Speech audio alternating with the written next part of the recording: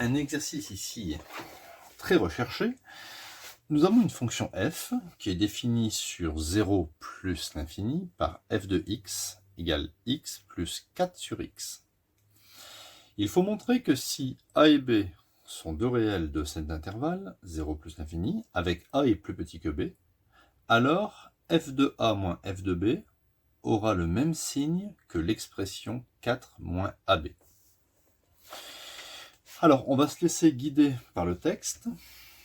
On va écrire ou calculer l'expression f de a moins f de b. On appelle ça la comparaison des images. Donc f de a, je remplace x par a, donc ça fait a plus 4 sur a, moins f de b, ça fait b plus 4 sur b.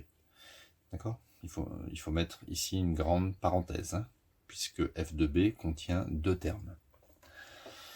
Donc on obtient a plus 4 sur a, et l'opposé de cette expression, l'opposé d'un plus, c'est un moins, et l'opposé d'un plus ici, c'est encore un moins.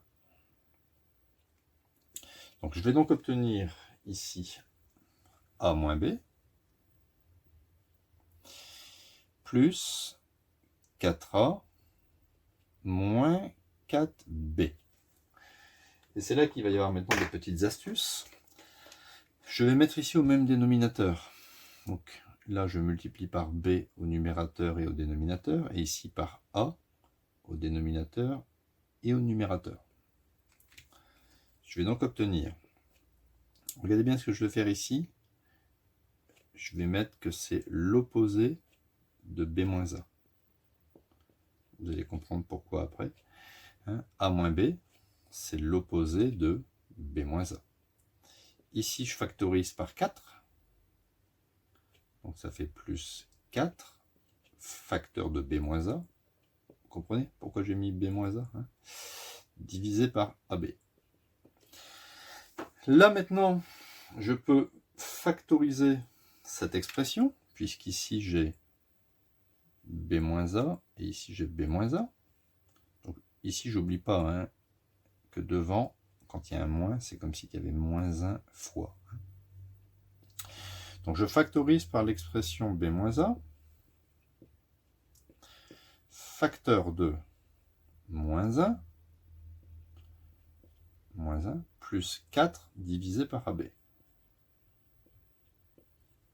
Voilà. Maintenant, je mets ici au même dénominateur, je multiplie par ab au dénominateur et au numérateur. On y est presque. J'obtiens b moins a. Au-dessus, je vais avoir finalement 4. Le plus, il ne sert à rien ici. Donc 4 et moins 1 ab ou moins ab. Sur le dénominateur commun. Voilà, c'est bien compact. On a ici tous des facteurs. Maintenant, je vais regarder les signes. Alors, on a, regardez bien ici, on a A qui est plus petit que B. D'accord ? Et en plus, les deux réels sont dans cet intervalle. Donc, les deux réels sont strictement supérieurs à 0. Donc, A est strictement supérieur à 0, B est strictement supérieur à 0. Donc, il est clair que le dénominateur, il est strictement supérieur à 0. Imaginez 7 et là 8. 7 fois 8, 56. C'est plus grand que 0. À partir d'ici, regardez, si A est plus petit que B, faites passer le A de l'autre côté. Regardez, je vais le remarquer ici pour que vous compreniez mieux. A est plus petit que B. Donc si je fais passer A de l'autre côté, ici je vais avoir 0, et le plus A devient moins A. Donc B moins A sera strictement supérieur à 0. D'accord ? Donc là, c'est strictement supérieur à 0, et ça aussi. Eh bien, si vous voulez, on peut dire que f de a moins f de b aura le même signe que 4 moins ab. Pourquoi ? Parce que ce n'est pas très important des signes plus dans une expression. Ce n'est pas ça qui va déterminer le signe d'une expression. D'accord ? Donc, parce que ce terme-là et ce terme-là sont strictement positifs, ils n'influent pas sur le signe total de l'expression. Regardez. Imaginez qu'ici, ça soit plus. Ça. Alors, on aurait 1 plus fois 1 plus divisé par 1 plus. Tout ça, ça ferait plus. D'accord? La globalité, ça ferait plus. Donc, vous voyez, ça sera exactement du même signe que de lui. Imaginez maintenant que 4 moins b soit négatif. 1 plus fois 1 moins, ça fait moins, et 1 moins divisé par 1 plus, ça fait moins. Encore une fois, la globalité, le signe de la globalité sera le signe de 4 moins b. Donc vous voyez, le signe de ces deux-là n'est pas très important.